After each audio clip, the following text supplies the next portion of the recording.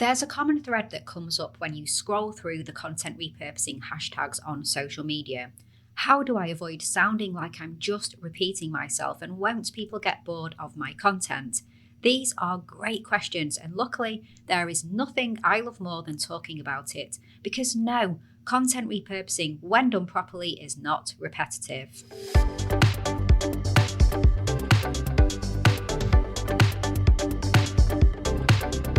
You're listening to the Content 10x podcast, where it's all about content repurposing. I'm Amy Woods, and I'm here to help you maximize your content and find smart ways to get your message in front of more of the right people, whilst also saving time. Let's get started.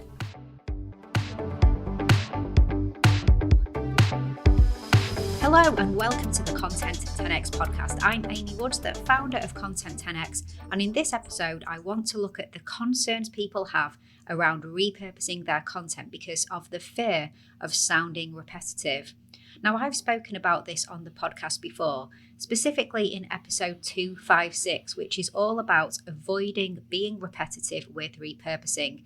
That was way back in September 2020. So I was inspired to cover it again when I saw a tweet by Erica Schneider, who is the head of content at B2B content marketing and SEO agency Grizzle. The tweet said, I'm going to quote it word for word, "Repurpose your content," they say. "Without fail, every time I repurpose my work, multiple people comment, 'Seen this before.' I don't know if I should feel honoured they remembered or annoyed that they're calling me out. This happened to anyone else? ? So she's saying every time she repurposes her content, she gets comments from her audience that basically say, "Seen this before." And she's torn between being flattered that they remembered her content and annoyed that they called her out, and probably a bit of both. Her question, "Does this happen to anyone else?" got a lot of answers from people who struggle with the same thing or who get frustrated when these comments happen to them. So I want to look at how can you best avoid this from happening, and the good that can be taken when it does happen as well, because it's not necessarily all bad. So in this episode, we'll cover how to repurpose your content properly, the benefits of people recognizing your content, and 7 ways to avoid repetitive repurposing. Now, before I get to the main content, just to mention, we have launched the much anticipated second season of our second podcast, B2B Content Strategist. In each episode, I talk to one of today's B2B marketing leaders about their systems and processes, their thoughts on AI, building a team, marketing through tough times, and much more. The first episode, which features Lasso's head of content, Jess Cook, was out on the 21st of March, and it's been weekly episodes ever since then. Subscribe wherever you get your podcasts, or head to content10x.com/B2B-content-strategist. Now, back to the topic of the week, repetitive repurposing and how to avoid it. As I was saying, no one wants to feel like their content is sounding like a broken record. However, I really believe that if you are repurposing your content properly, then people won't get bored because you're serving up something of value each and every time. Now, as I just mentioned, I have another podcast, B2B Content Strategist, and one of the guests I just mentioned as well, Jess Cook, in episode 1, who is head of content at Lasso, said something that really struck a chord with me, so I'll quote it verbatim. She said, "A lot of times we as marketers get sick of our own message before people really understand what our brand stands for. And so don't be afraid to repurpose and say the same thing different ways over and over and over, because that's the only way people will really know what you are and what you do and your point of view." This is music to my ears because I've been preaching this for 6 years or so. You might get audience members commenting on your post and saying that they've seen it before, but the truth is, 1, not everyone is going to see the original piece of content. That's a fact. We aren't glued to each social media platform or blog or YouTube channel or podcast that we follow. We miss content, never mind the diminishing reach that we get on social media posts too. So by repurposing, you are ensuring a piece of content is seen by more eyes. And 2, you are going to get bored of your message before your audience does. It's the nature of the job. You're there involved in every piece, but your audience aren't. On this point, I want to direct you to episode 210 of the Content 10X podcast, where I share with you the 0 moments of truth and how important it is to consider that in your content marketing. So head to content10x.com/210. But let me summarize right now. So Google did a study to work out why and how people make buying decisions online, and they coined the term the 0 moment of truth, the point at which a positive buying decision or response to a CTA takes place. And they said this only happens when you feel like you know and trust who you are interacting with. And that happens when you have spent 7 hours with them, over 11 interactions and 4 locations. Thank goodness that's not all in person. We can feel like we really know someone through content, through listening to podcasts, watching videos, reading emails and blog posts, reading tweets, following stories, all of this, and we start to spend that all-important time with each other. So yes, when you're repurposing content, some people might say, hey, I've seen this before.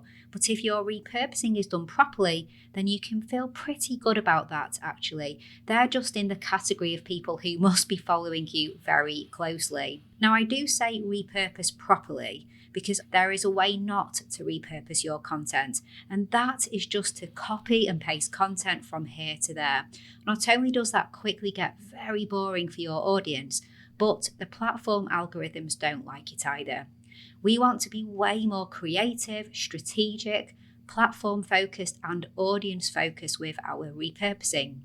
So here are 7 ways to avoid falling into the trap of sounding repetitive when you're repurposing your content. Number 1, change the format. So for example, if you have long-form content like a podcast episode, you could turn it into a blog post, short videos for social media, infographics, text-only posts. This keeps your content feeling fresh and engages with a different audience. However, as with most of these points, it's important to remember to keep your content platform specific because each platform has its own nuances. Then number 2, add new information. So update your content with new statistics, research, or examples to keep it fresh. So if you've written a blog post about the top 10 AI tools for B2B content marketing as an example, you want to repurpose it into social media posts, you could also share your personal opinions and experiences of each one and post them separately on LinkedIn and say, for example, Twitter as well. So adding that extra information to the content. Then a third way is to rephrase your content. This tip might be a bit more aligned with content syndication, but let's say you are syndicating a blog post from your website to Medium or LinkedIn. Try repacking your content with new wording, using synonyms and different sentence structure. This can bring fresh energy to your point of view. Then number 4, and I love this one, so it's to come at your point from a different perspective. Episode 56 of the Content 10X podcast is called Turning Your Content on Its Head. And it's about exactly this. So check that out, content10x.com/56. It's an oldie but a goodie, and perhaps it's time to revisit this topic more deeply. The point is the how-to guide gets repurposed into the how not to guide. The 10 reasons how to do become the 10 ways to avoid. Flip your message so you communicate it from a different angle. Here you can change the medium too, so the how-to video can become the how not to blog post. You get the point, it's a really good way of repurposing content. Then number 5 is to try and focus the content on a different audience. So when you repurpose your content, you're not necessarily targeting the audience from the first piece of content, but actually a new one. So perhaps your original content is targeted towards beginners and you repurpose it for a more advanced expert audience. Or perhaps you're repurposing for different stages of your marketing and sales funnel. Episode 208 of the podcast is called Content That Converts, how to repurpose your content for your marketing funnel. And it's all about repurposing bottom of funnel content into middle and top of funnel content. This is something you should definitely be doing. Check that episode out or check that blog post out if you prefer to read and learn about how you can repurpose for people at different stages of your marketing funnel. Then number 6, you could combine multiple pieces of content into a new long form piece of content. So if you have a blog or a podcast series, you could repurpose them into something longer, for example, an ebook or a white paper or a multimedia online course. This will take work, but if your content is aimed toward problem solving and your audience want more from you, then this could be a great option. So here we're talking about thinking big with your repurposing, not breaking long content down, but building content up into something even bigger. Something I've talked about a lot on this show. And finally, number 7, don't share all your content at the same time. Spread it out over time, because too much all at once is never a good thing. You can promote and share evergreen content over a long period without having to change it. And if there is enough time in between posts, content won't seem repetitive. For example, you've repurposed a detailed article or a report into 12 Twitter threads. Share one thread a month for a year. Don't share all 12 in the next 2 weeks. So there are 7 ways to avoid your repurposed content sounding repetitive.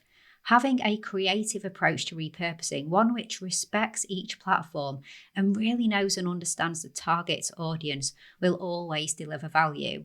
With new angles and perspectives and points of view, no one can accuse you of repeating your content.